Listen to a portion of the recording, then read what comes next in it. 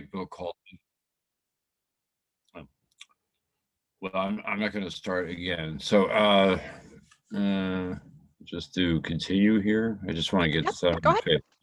Okay, so I think a lot of you have probably read, or if you haven't read it all, I'd recommend it highly. Let's buy some more copies for Matt. Evicted, which was really a stunning achievement in lots of different ways. Uh, Most immediately because of the quality of the writing and the very careful use of qualitative as well as more quantitative measures of the phenomenon that he was talking about, and the wonderful way in which he got the characters in the story alive and of interest to us. But it was also a stunning achievement because it pointed a very bright spotlight on a real pandemic practice all over America, which, when you look at it, is sort of right there, sitting in plain sight, tremendously disruptive of people's uh, families, family life, the stress their kids are under, that they're under, their mental health, the child's education, their earnings capacity, etc. And as far as I know, that was really not paid attention to as a separate crisis before Matt shined the spotlight on it. That spotlight's going to come back, and it's coming back already. The first the CARES Act stuff is long since coming to a conclusion, and the Senate remains stuck on not offering much support, if any, to people living on the edge of poverty, often facing exorbitant rents and unable to house themselves under market rates. And so we're looking at potentially another nationwide pandemic of evictions coming up. This talk is sponsored by the Mayor's Innovation Project. Those of you who don't know it, it's been running for close to 20 years now. It's a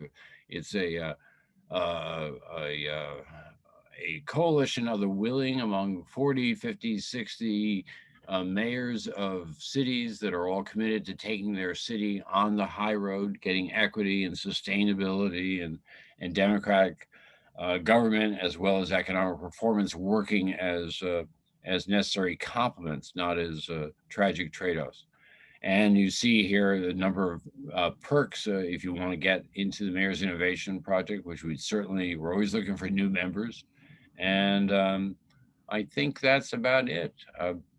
You- oh, the next one in our series is the online privacy and security concerns for mayors. The session is described there for you. It's as you all know, the social media stuff has not only sort of wrecked our politics, but in various ways made being in public office even more difficult than it was before. But we have some suggestions for mayors on that. So without further ado, though, I'd like to go to our main speaker. Oh, and this event is going to be moderated once I get done talking by the great Mayor Lovely Warren of the great city of Rochester, New York, who's spent a fair amount of time since coming into office and before then on housing problems in the city. So this issue is, I think, dimly familiar to everyone, and I'm just going to hand over to Matt to take it away. Thanks, Joel. It's good to see you. Thank you, Mayor Warren, for taking time. I was thinking about what I wanted to talk about today, and I think I want to focus on 3 new findings from our lab that I think have direct policy implications for local governance. So I'm just going to set the stage real quick, and then I'm going to dive into these findings. So as all of us know on this call, we're in the middle of a housing crisis. And what do we mean by that? So what we mean is that most renting families who live below the poverty line spend at least 50% of their income on rent and utility costs. About 1 in 4 of those families spend over 70% of their income just on shelter costs alone. And there's basically 3 ingredients to this problem. Incomes for many Americans have been stagnant, which is that kind of bottom line that you'll see in the last 20 years. But housing costs have soared. They basically doubled over the last 2 decades in the United States. And this has happened everywhere in the country, not just in the cities we hear about a lot, like New York and San Francisco. It's really been a crisis that affected the whole nation. And the federal government hasn't stepped up to help. So only about 1 in 4 families that qualify for any kind of housing help, Section 8, public housing, receive it. The unlucky majority, most low-income families that really need housing assistance don't get anything. And they're kind of left to kind of face what the private market has to offer them, which means we've placed a lot of families at risk of eviction. So how big is this problem? Like, how elevated should it be on our local agendas, our national agenda? So I'm part of a lab here at Princeton. We call ourselves the Eviction Lab, and we've built the first national data set of eviction in America. HUD doesn't collect this data. The federal government doesn't collect these data. So we've done it. We've compiled about 100 million eviction records going back to 2000. We've cleaned them, we've validated them, and we put them on a map so that you can interact with them. We have a website called evictionlab.org. We have interactive maps. We rank cities versus highest and lowest eviction rates. You can download the raw data. We really try to make this information accessible. So if you haven't been to our website, you should check it out. Chances are we probably have pretty good data in the cities that you care about. So every year in this country, we've learned from this data, about 3.7 million evictions are filed. That's about 7 evictions filed every single minute.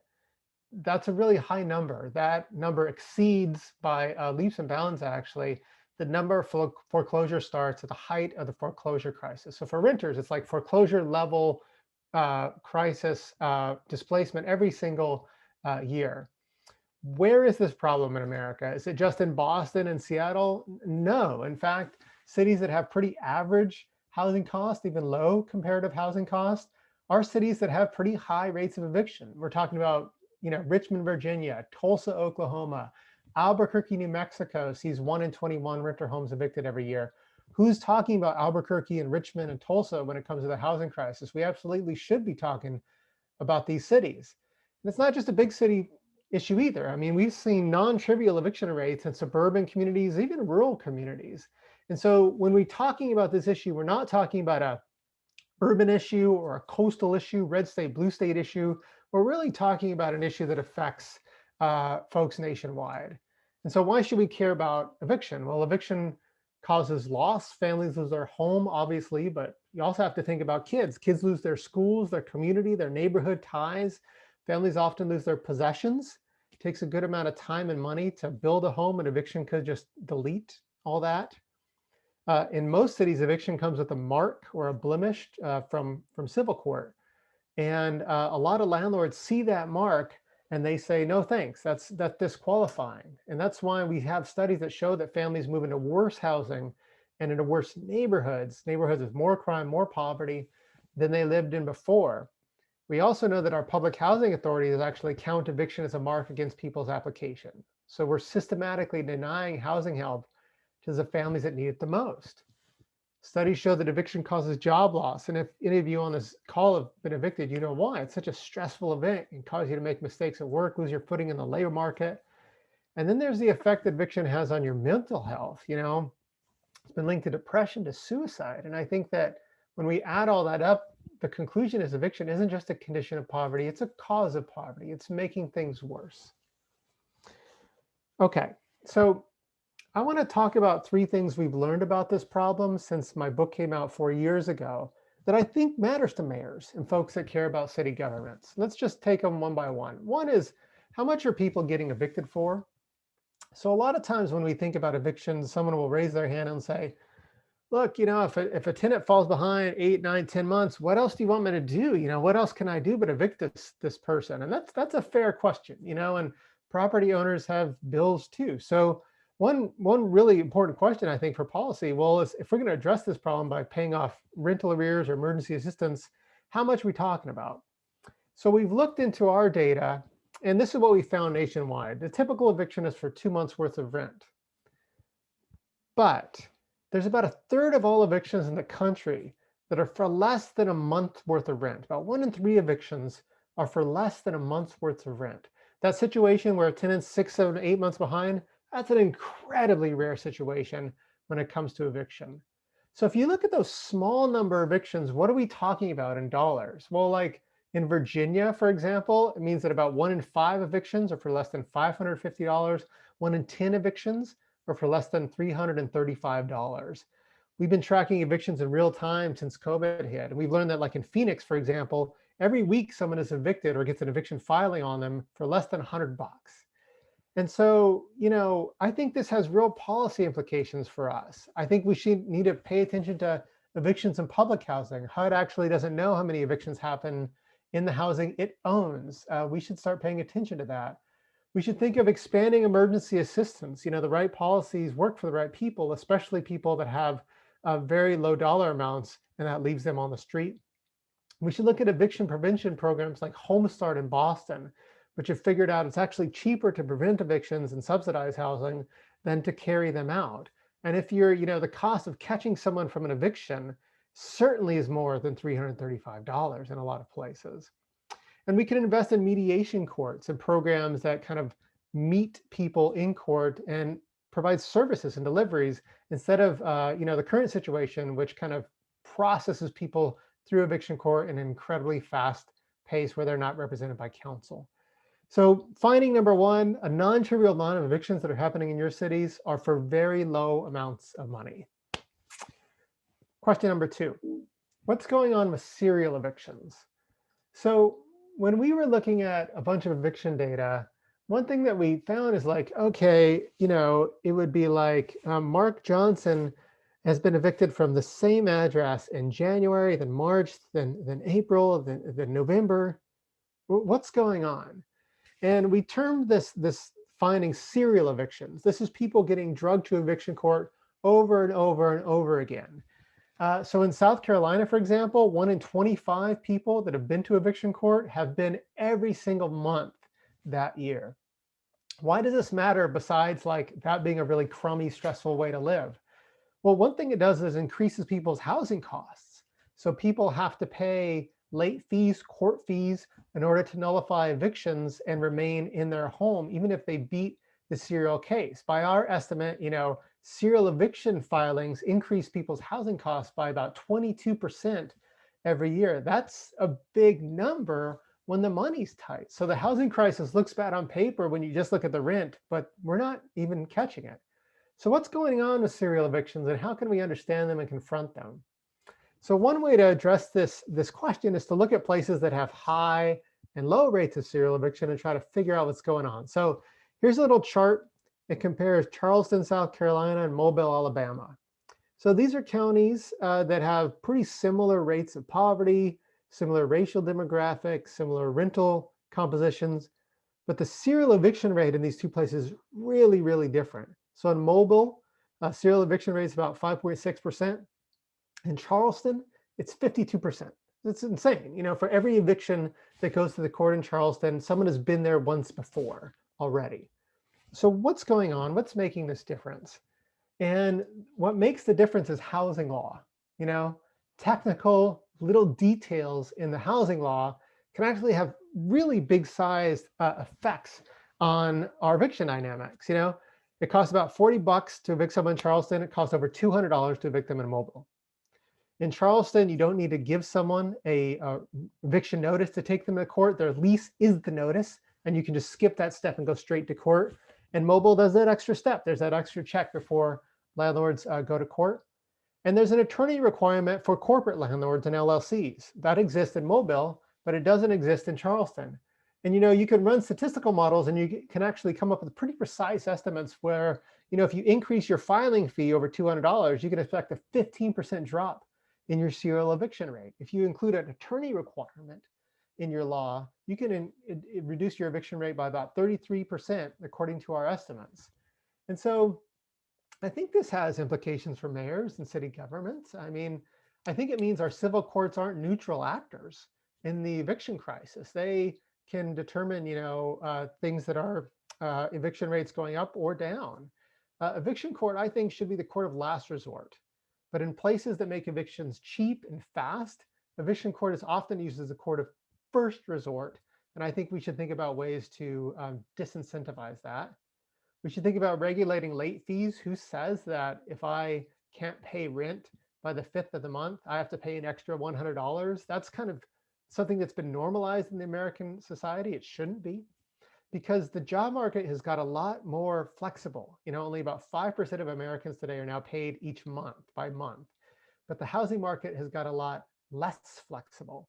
And so if I'm a waiter or a custodian or a bus driver and I can pay my rent every month, but I can't pay by the 1st or the 5th, why should I have to be drugged to eviction court just because the housing market hasn't caught up with the realities of the labor market?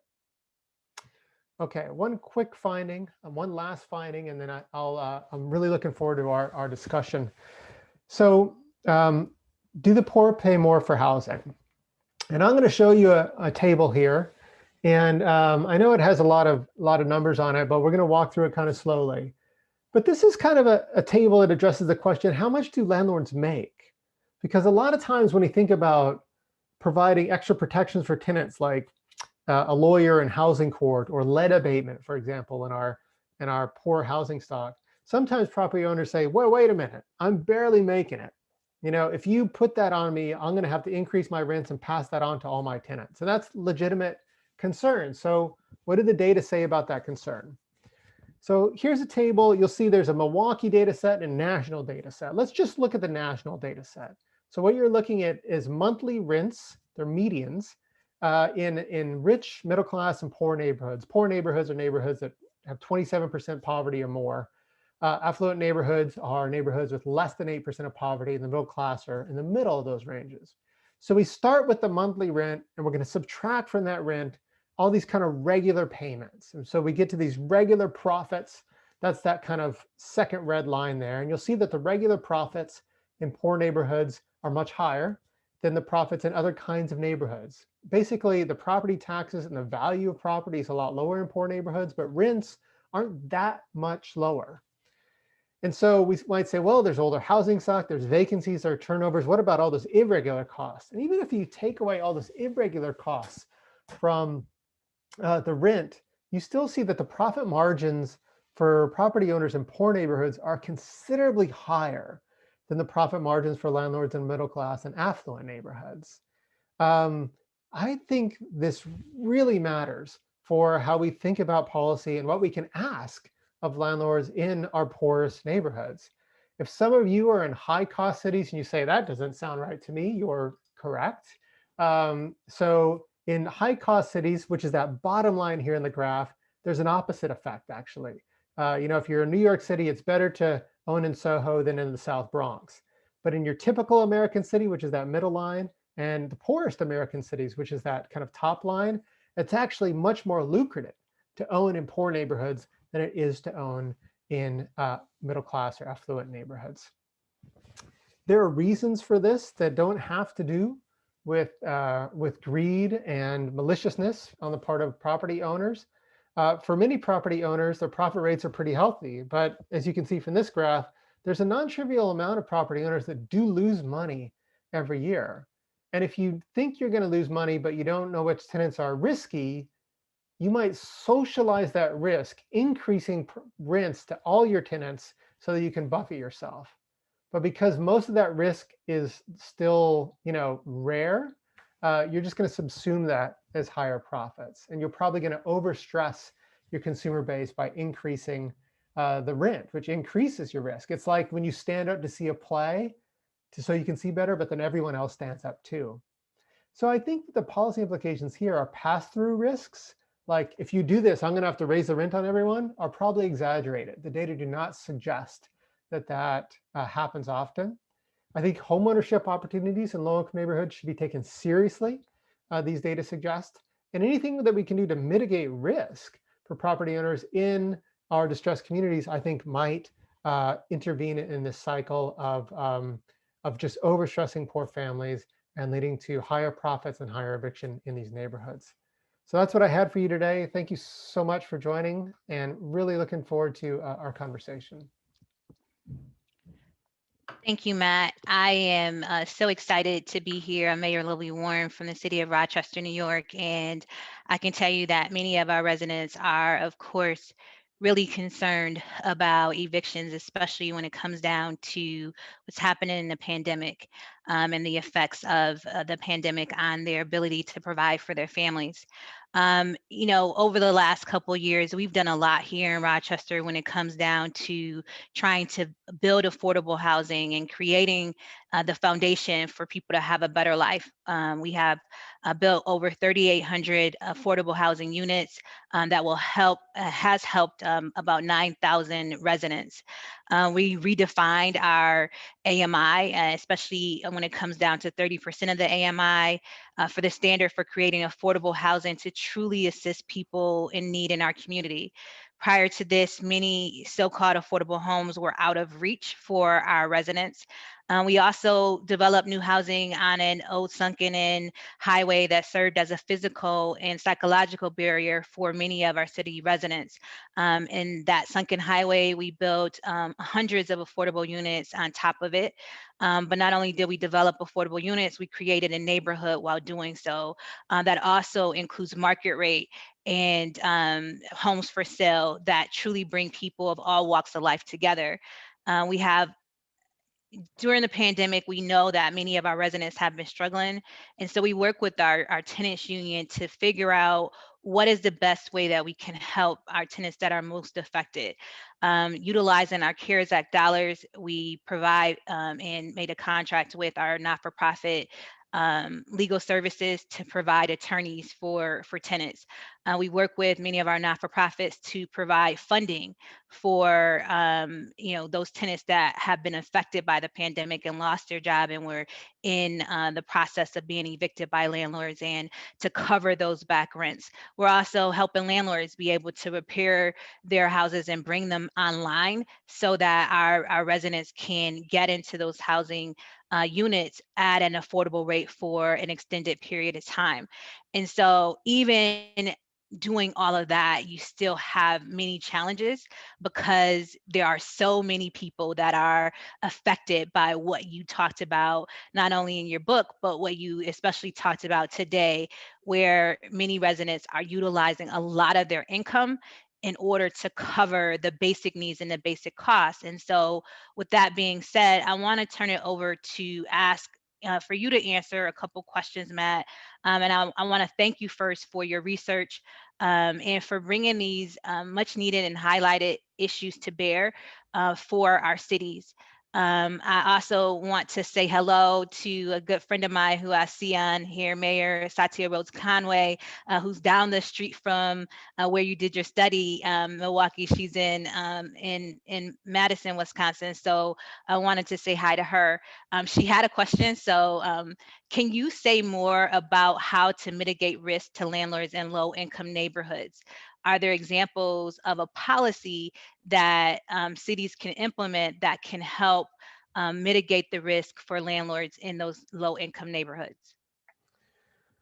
Thank you, Mayor Warren, and thank you for that question. Thank you for your leadership. I heard in Rochester that there's this interesting move in eviction court where, and correct me if I'm wrong, but this is what I heard, that Rochester now requires landlords to use a real name when processing an eviction instead of a corporate name or a company name. Just a little bit more of accountability. I think that's a great move. I don't, if true or not, I think that's a great move. We've done a lot when it comes down to working with our courts. Now, I'm not sure about the names, but what we have, we created a separate court for, housing evictions, especially when it comes down to COVID evictions. So in that court, there may be the requirement, but I'm not 100% sure. So I don't want to tell you you're correct, but I'll make sure that I find out. Thank you, Mayor. So on the risk mitigation strategy, it's tough. The thing that I've heard about this question is thinking about a potential, public-private partnership about like a kind of a rent insurance, and you see this a little bit in the nonprofit space where you have security deposit guarantee movements, or you have the nonprofit vouching for tenants, which is a risk mitigative. It's not a big enough dose to actually have an effect on the rental market. And I think the jury's still way out to think of, like, if we mitigate risk, would that have an impact on rents throughout a city, or would there just be capture about that? I think I don't know. But I think that things like security deposit guarantees, I think that community partnerships that can mitigate landlord risks are in that direction. In another direction, there is the question of who's doing all the evictions in Madison, which is a city I love, and I used to live there on the south side on Fisher Street. And we often don't know who's doing most of the evictions in Rochester, Madison, and all of our cities. And I think that matters quite a lot. If we kind of dig out and dig into the kind of corporate shells and kind of figure out who actually owns our cities, sometimes you learn, as we did in Boston when we did a pilot study for this, 10 people in Boston, for example, are responsible for 15% of all evictions of the city. So Wow. we can think about things like risk mitigation generally, but we can also think of more precise targets into high evicting cities and high evicting property owners. And so, as you talk about that, what cities would you hold up as carrying our best practices in terms of shoring up housing stability, not only during the pandemic, but even pre-pandemic? So, as you look ahead to 2021 and where you have a vaccine and things are starting to get back to normal, which cities do you think have the best policies to be able to stabilize their residents that many of our mayors can look to sort of figure out what's the best way to help their residents? One of the privileges I've had since writing this book is going all around the country and meeting community organizers and meeting mayors and city council people and meeting nonprofits that are doing just amazing work on the housing front. And so I think that, you have cities that have learned to raise their own revenue for affordable housing as the federal government hasn't really addressed the Mm. crisis. And so you think of a city like Seattle, which, passes a housing levy on homeowners, asking them to pay a little bit more to raise millions of dollars for affordable housing units. Now, a lot Mm. of us might say, well, Seattle's really a different kind of city. But like, Yeah. Lawrence, Kansas did the same thing. They did it through sales tax, actually, because a bunch of nuns kind of got together and kind of made it happen. And so I think that there are creative ways that cities, both large and small, rich and not so rich, can figure out how to raise their own revenue. I think we shouldn't let the federal government off the hook, though. I think we Mhm. should work to raise the money, but we shouldn't cede the rhetorical ground. Mhm. I also want to just point to the courts. This is something that cities can reform immediately, and think about what are our courts like. And if you haven't been to eviction court, folks on the phone, I just really encourage you to go. You're not going to see a lot of justice being served, I'm afraid. Mhm. You're going to see a lot of cases called and not a lot of people showing up because they don't have lawyers. The system's really balanced against them. So if you go to Cleveland or to Red Hook, Brooklyn, for example, they have community courts. And maybe this is something like you were talking about, Mayor Warren, where it's a diversionary court. And they have social workers in the court. And so when a judge asks, did you fall behind? And you say yes, instead of just, turning to the property owner and say, what do you want to do about this? The judge says, why? And you say, I relapsed, I lost my job, my kid got, hospitalized. And there's social Mhm. workers that try to address your need, get the landlord on a payment plan and keep the family housed. That's a win-win-win. But that asks our justice system to actually function like a justice system. Right, right. And so based on what you discovered about, rents owed and amounts owed, should evictions be based on a threshold level depending on the rental prices in the community? And what do you think that threshold should be for landlords? So, as you indicated, landlords have bills and many landlords are mom and pop. And so, I confess, a number of my family members are landlords, and that's one of the things that I hear. Like, I still have to pay my mortgage. If I have a mortgage, I still have to pay taxes. So I can't afford to go without. But it seems that when you look at it, to say that people, a large percentage of people are being evicted for less than $1,000 or less than 1 month's rent. How can cities help to defray that cost for their residents? And are there examples across the country where cities are doing that? Totally. So I think that, I remember giving a talk, I think it was in Madison, actually. I fell off the stage during this talk, so it was a very memorable talk for me. But a landlord asked me this question, and I said, well, there's a lot of things you can do besides evict a tenant, and I brought up like just talking to the tenants, getting to know them, kind of figure out what their story was. And he was like, so you want me to talk to my tenants, And I think that there is a distance between a lot of landlords and tenants where we see, if someone falls behind and they just reach for that eviction notice as kind of the first move instead of the last begrudging move when a lot of other things have been taken care of. If you evict a family, it's not like the sheriff turns around and pays the landlord $1,000, right? Eviction Right. isn't the solution to the landlord's problem.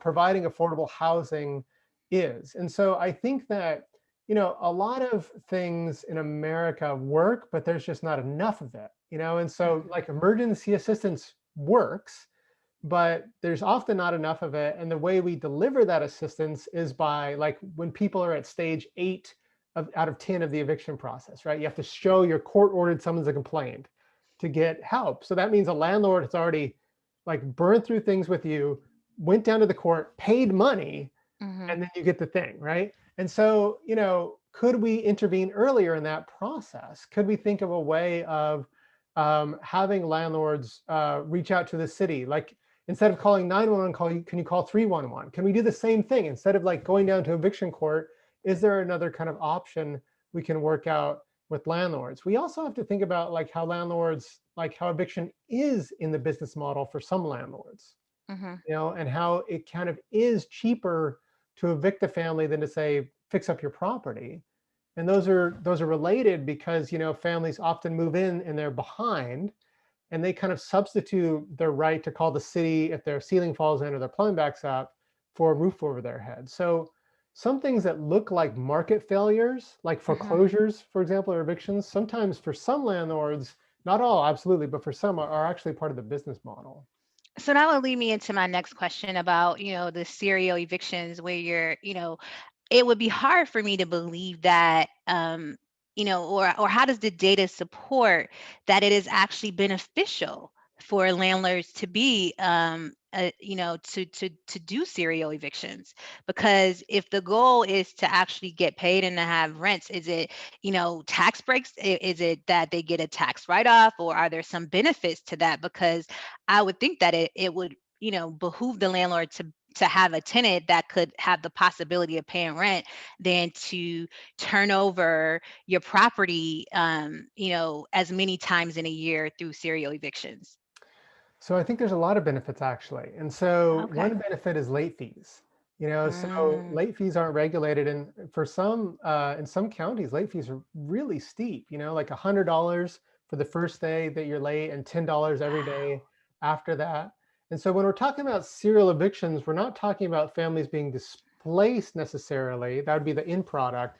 But we're talking about families being shuffled through the eviction court and actually are staying in their home. What do they have to do to stay? They actually have to pay all those fees that a landlord paid to process them, so the court fees plus a late fee.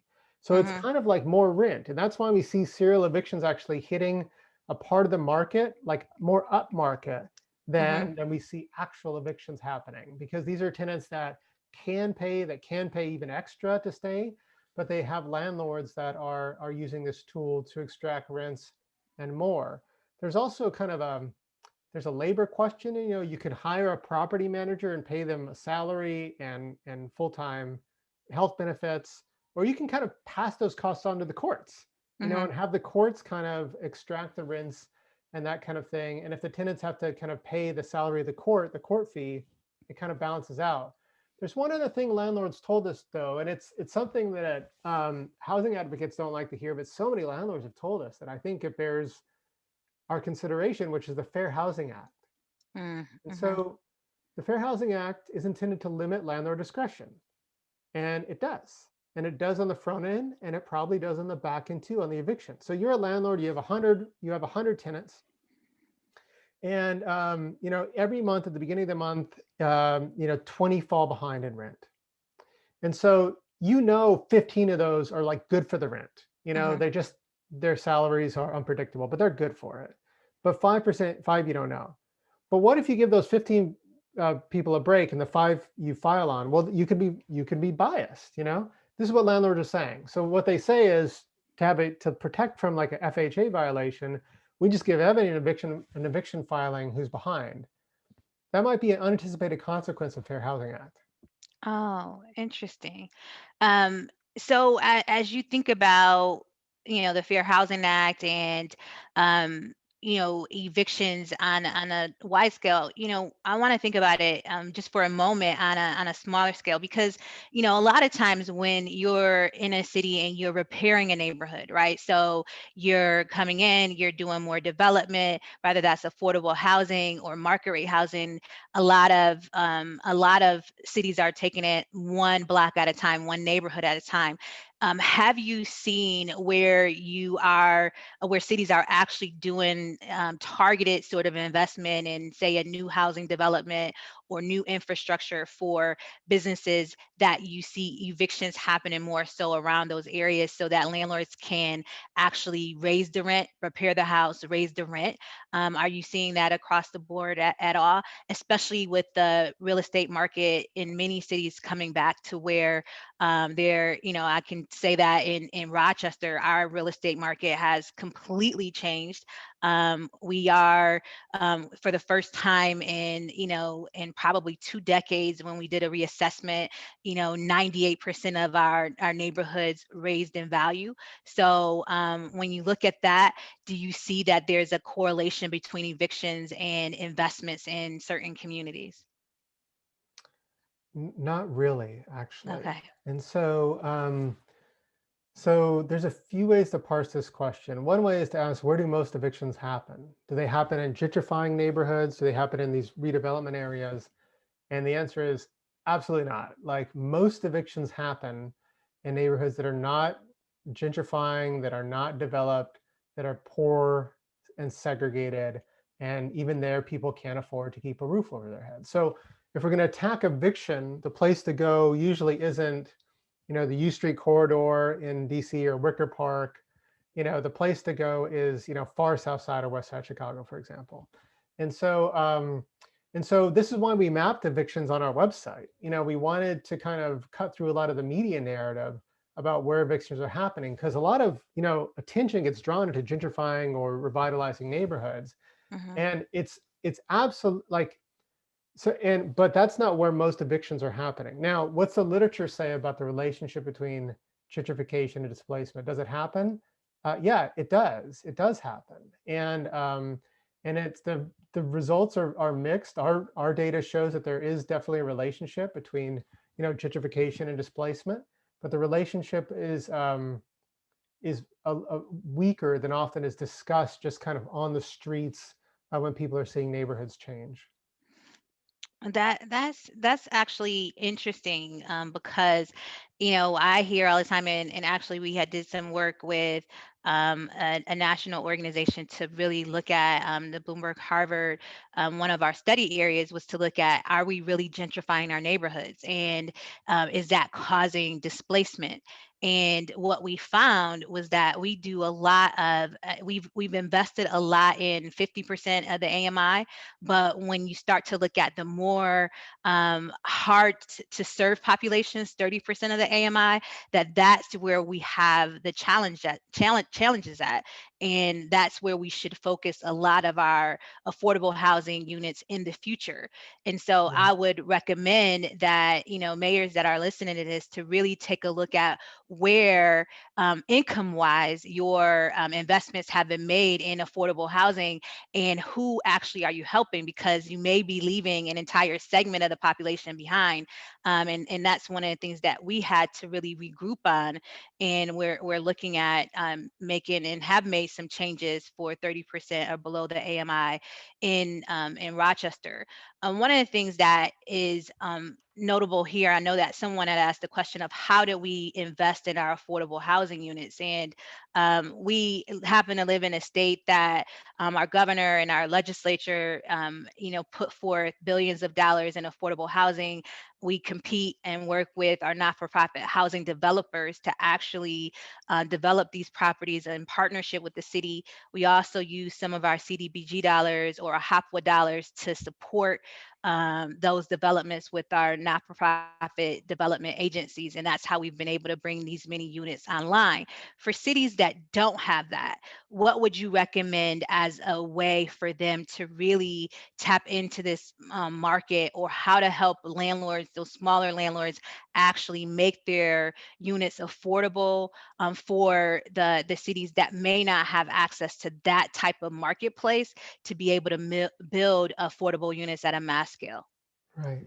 So just one more note on the urban renewal point too. As you were talking about serving different levels of AMI, it's a lot of times, and I think that there's a story in America, and that story is about stable, poor neighborhoods.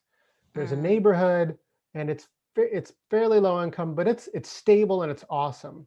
And then an outside force comes along, like a freeway or gentrification force, and it displaces that neighborhood. And it's kind of the story we get from urban renewal like 50 years ago, right? That's the story. It is like, if that was our story today, like, we would be in such a better place than we are right now, right? Like, the idea of the stable poor neighborhoods are rare. Like, if you go to basically their average neighborhood on the north side of Milwaukee, for example, and you look on your left and you look on your right, one of those apartment complex, units on either side is gone by the end of the year. And so, there's a lot more residential instability and churn than I often that we account for, in general. On the question of revitalization and investing in affordable housing, this is a big one, a tough one. And I think that one of the reasons I go back to questions about profit rates of landlords in poor neighborhoods is to ask, are rents high in poor neighborhoods because they have to be, or not? And so what do I mean by have to be? By have to be, I mean, if I calculate a profit rate in a poor neighborhood, and it basically is pretty thin after all expenses are taken into account, you kind of have to look at that and say, well, rents have to be like that for a landlord just to break even or make a bit of a living. But if you calculate these profit rates and you're seeing landlords make double, sometimes more than in poor neighborhoods and landlords in other neighborhoods, then you think the rents don't have to be that high. They don't. And they're artificially high. And what have we done to allow that? And what can we do to bring them back down? I think that's actually liberating. I think the data liberates us from thinking, well, the rent in this poor neighborhood is at this, it's got to be this. Well, does it? It doesn't for landlords to actually make a decent return on their investment. I also want to talk about a new, on the more proactive or productive side, the Urban Institute just launched a initiative, which I think makes a lot of sense, which is small dollar mortgages. So a lot of times people are credit poor, but not income poor, or as income poor, I should say. And so they're locked out of the normal homeownership market because banks really aren't interested in a mortgage for a $60,000 property, a $30,000 property. They're interested in a mortgage for a $250,000 property. And so there's kind of this market failure in the middle. And I remember looking at the data in Milwaukee where I lived to do my field work for my book. And, if I rented a house, a 2-bedroom house on the north side of Milwaukee, my rent would be like $650 a month. This was a few years ago. But if I bought that house under conventional mortgage standards, my rent would be $60 a month. And so I think that one way to think about investing in affordable housing is to try to actually get more of that housing in the hands of people who are shut out of the home ownership market. Now, is that a wealth building strategy? Not really, actually. Or it's a very long-term wealth building strategy. Is it an affordable housing strategy? I think it is. Now, some might say, well, what if the water heater goes out, if the roof caves in?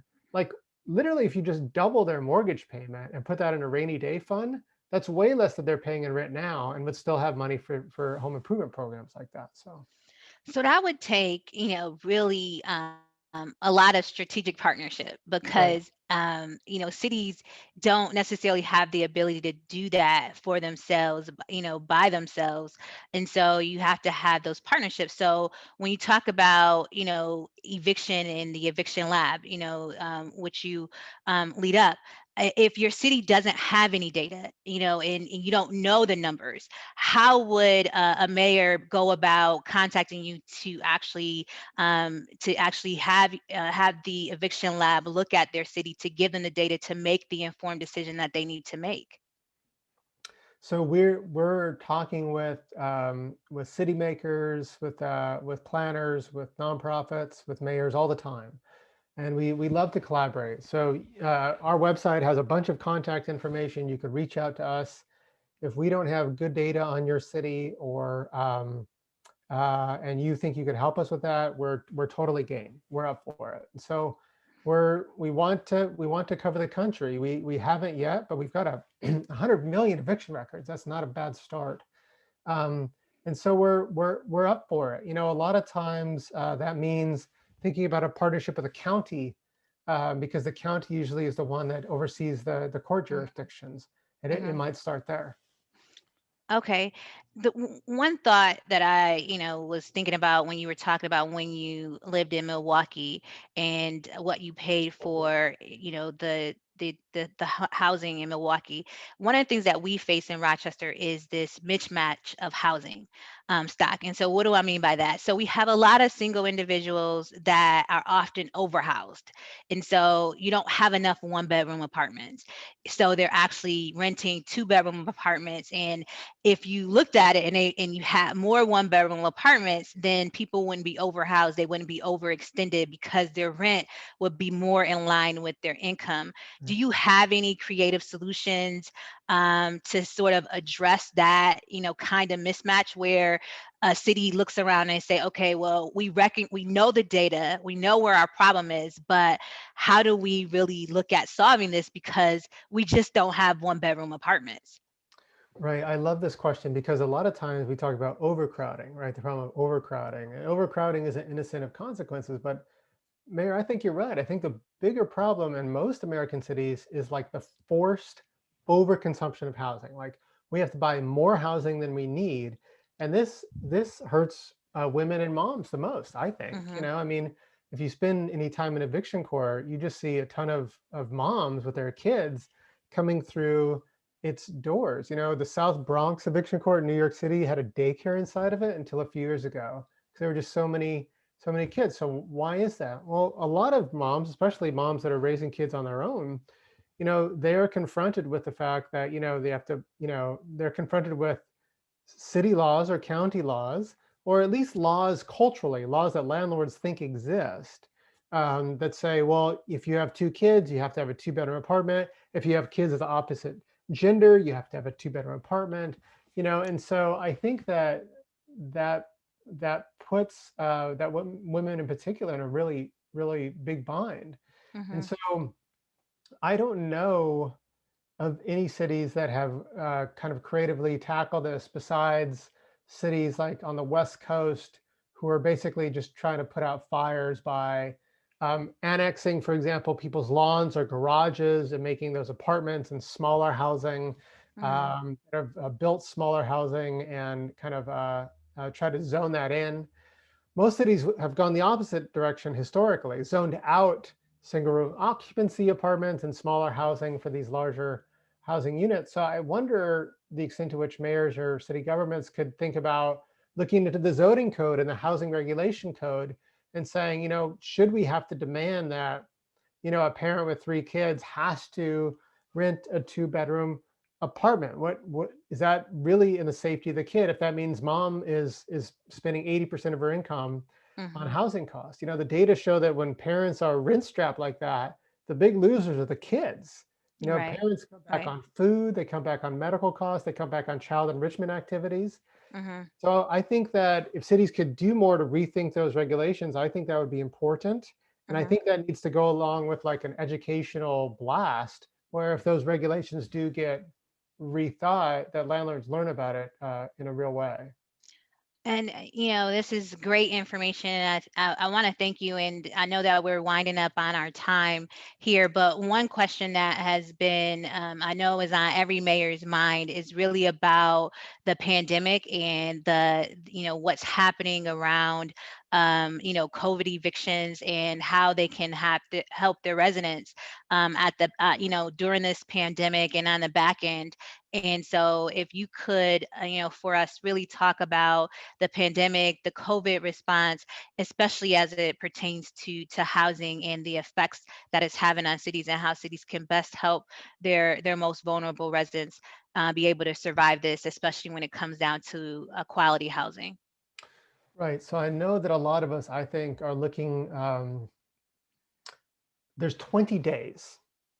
There's 20 days between when the national eviction moratorium expires and when the Biden administration assumes power.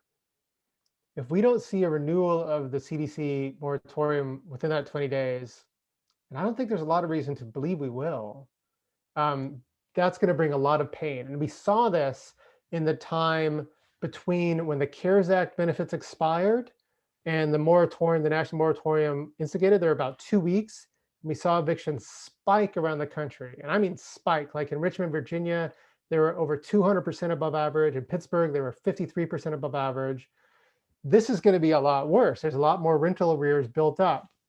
So what can we do at the city level, and what works and what has worked? The moratoriums locally worked, and they worked well. And the best moratoriums are the ones that forbid all the eviction process, the beginning, the middle, and the end. So instead of saying, okay, property owners can file on families, but eviction court is closed, or saying property owners can actually execute an eviction in court, but the sheriff's not going to enforce that. If you have those kind of moratoriums, you don't have a real big protective effect on renters. But if you say you can't file and execute any part of the eviction under this moratorium until we get our economy back on track, those are the protections that really matter. Now, then we might think of like, okay, what about property owners during this time? And the solution to property owners' problem, again, isn't eviction, it's rent relief. It's rent relief. And so I think the more that we can think of rent relief at the local or state level, if it's not going to be forthcoming from the federal government, is really critical.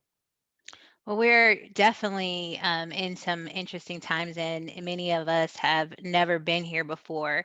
And we recognize that our residents are suffering, but knowing that we have people like you that are looking at the data and analyzing the data and giving cities the opportunity to really figure out across the board what are some best practices and how we can truly effectuate change realistically, because for many people, if you don't have stable affordable housing, then your life is basically in chaos. And so we want to be able to ensure that for our residents. So thank you for your book, thank you for your time. I would just give you an opportunity to wrap up and to give your information again to our mayors so that we understand that we have basically resources out here that can help us through these challenges that we're seeing that are affecting our most vulnerable residents. And ultimately, the most vulnerable residents are our children. That's right. That's right. Children often aren't a protection from eviction. They're often the reason people get evicted in the first place. And so I think that you're right, in whatever issue we care about, whatever issue got us into research or governance in the first place, the lack of affordable housing sits somewhere at the root of that issue. So thanks for your time. If you want to check out our website, it's just evictionlab.org. And we have a bunch of data on there, including a lot of data from the pandemic and gold standard moratoriums from every state that you can look at and see what states are doing to protect their residents or not. And yeah, thanks for your leadership and your time, everybody. Thank you again. And I will turn this back over to the team at the Mayor's Innovation Project. And thank you all for taking the time out of your busy schedules to join us today. I know that there's a survey as well that you can fill out that's in the chat, and we will ask that you fill out that survey. Again, thank you, Matt, for spending time with us today and sharing such important information. I'm definitely going to evictionlab.com to check out what you have on the City of Rochester. Thank you, Mayor Warren. Thank you.